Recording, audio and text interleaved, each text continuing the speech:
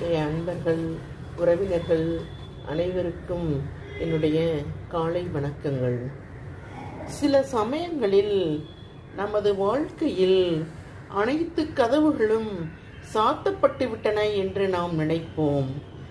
ஆனால் அவை பூட்டப்படவில்லை என்பதை நினைவு கொள்ளுங்கள்.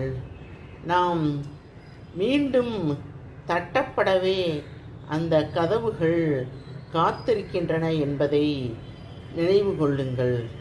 எந்த ஒரு விஷயமும் கேளுங்கள், கொடுக்கப்படும்; தட்டுங்கள், திறக்கப்படும். நாம் அமைதியாய் இருக்கும் வரை ஒன்றுமே நடப்பதில்லை.